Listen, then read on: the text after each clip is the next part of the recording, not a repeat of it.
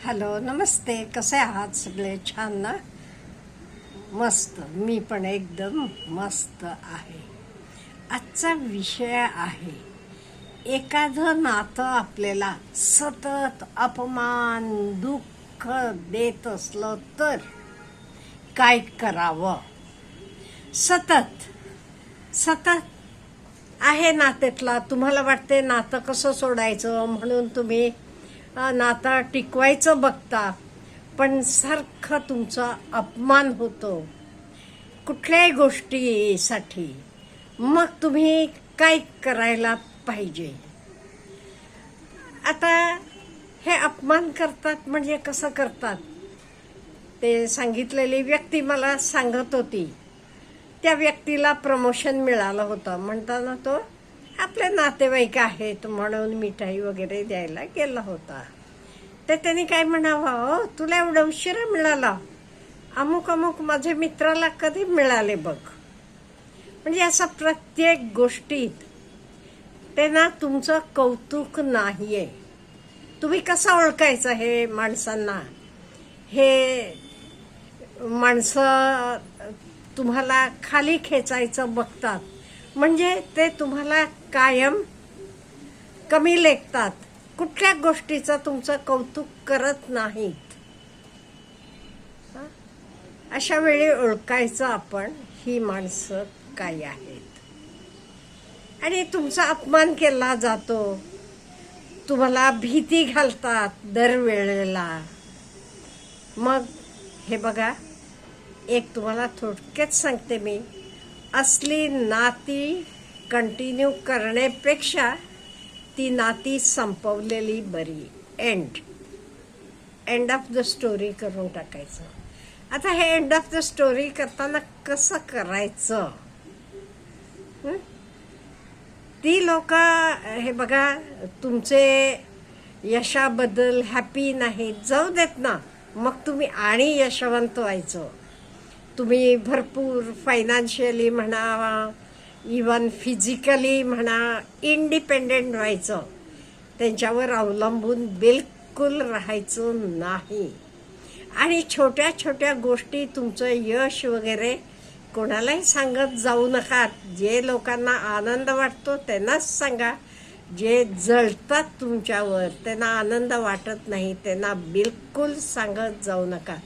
तुमचं यश असेल, तुमचा पगार असेल, तुम्ही कुठे कुठे फिरून येता असेल, तुमचं झालेलं कौतुक असेल, हे काही त्या लोकांना सांगायला जाऊ नका.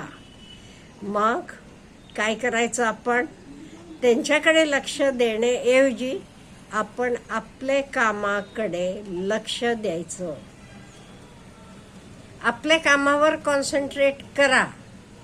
आणि तुम्हाला कोणी काही तसं बोललं तरी, ते नातेवाईक असतील, मित्र असतील, कोणी, रिॲक्ट करू नका. ते का बोलतात माहिती आहे का? म्हणजे तुम्ही रिॲक्ट व्हाल, तुम्ही भांडण काढाल, मग परत तुमच्यावरच सगळं घालायचं. हा असा बोलला, तो तसा बोलला. त्यामुळे बिलकुल रिॲक्शन देऊ नका. आपण आपल्या फॅमिलीबरोबर, आपले कुटुंबाबरोबर आनंदी राहावा. कधी तुम्ही कुठल्याही कार्यक्रमाला वगैरे गेलात, तिथे एक गाठभेट झाली तरी काय करा, हॅलो हाय म्हणा. पाहिजे ते फक्त स्माईल करा, सायलेन्स करा. बाकी काही आपण होऊन बोलायला जाऊ नका. रिॲक्ट तरी कधी करू नका. आपण आपले फॅमिली बरोबर अगदी आनंदानं राहावा. आणि आपण काय करायचं? आपण आपले मनाचं ऐकायचं. हे बघा, देवानं आपले सगळ्यांना सन्मानानं जगण्यासाठी पाठवलेला आहे. आपल्याला त्यामुळे कोणाकडे अपमान करून घ्यायची गरज नाही. आणि चुकीची नाती, ही नाती स्वीकारायची कशाला? बिलकुल स्वीकारू नका. Be strong. एकटं राहिला तरी चालेल, स्वतःसाठी उभा राहावा, पण हे चुकीची नाती कशाला मोडायची. आपले पूर्वीपासून एक शिकवण आहे. आपल्याला म्हणतात हो नाती मोडायची नाही, नाती पाहिजे, जपायला पाहिजे नाती, अमुक तमुक म्हणून. अहो आपण बघितलं का आपल्या वेळेला आपले किती नातेवाईक येतात? बिलकुल नाही येत.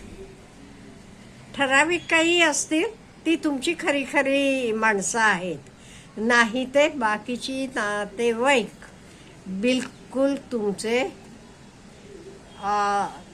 जवळ सुद्धा कौतुक करायचे वेळी येत नाहीत, कष्टाचे वेळी पण येत नाहीत. उलट तुम्हाला असं जाणवते का हो, कधी तुम्ही एखाद्या व्यक्तीला भेटलात, तुम्हाला खूप थकवा आल्यागत होते त्याच्याशी बोलल्यावर, अयो हा कशाला भेटला बाई असं वाटते. असं त्याचे बोलणे ना तुम्ही थकून जाता. ह्या माणसांना आपल्या आयुष्यात बिलकुल कुठेही जागा द्यायची नाही, मनात सुद्धा आणायचं नाही. हे असं आपण केलं तर आपण सुखी राहतो.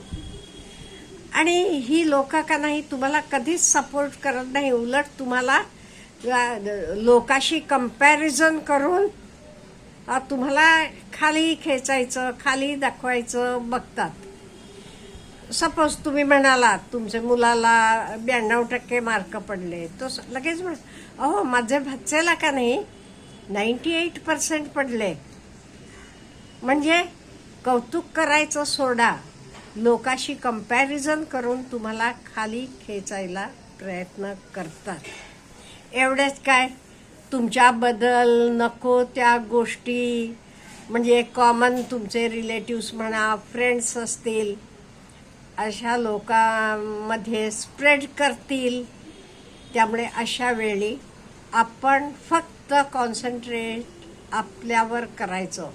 आपण स्ट्रॉंग व्हायचं, फायनान्शियली स्ट्रॉंग व्हायचं, फिजिकली स्ट्रॉंग व्हायचं, मेंटली सुद्धा स्ट्रॉंग व्हायचं. तो म्हणाला ना मी तर काही मनाला लावून घेतलं नाही, तर लेट इट गो करायचं. किंवा हे बघा कोणी तुम्हाला गिफ्ट देतो, तुम्ही तर गिफ्ट घेत नाही, मग तर कोणापाशी राहते, जे कोणी दिलं तसं. त्यामुळे तो बोललेला माणूस पण तर त्यालाच जाते परत. आणि ही लोक कशाला असं वागतात माहिती आहे का, त्यांना त्यांचं कमीपणा जाणवत असते. त्यांची मुलं एखाद वेळेस तेवढी सक्सेसफुल झाली नसतील, किंवा तुमच्या एवढे ते स्वतः सक्सेसफुल झाले नसतील, त्यामुळे त्यांना स्वतःचं कमीपण जाणवत असते.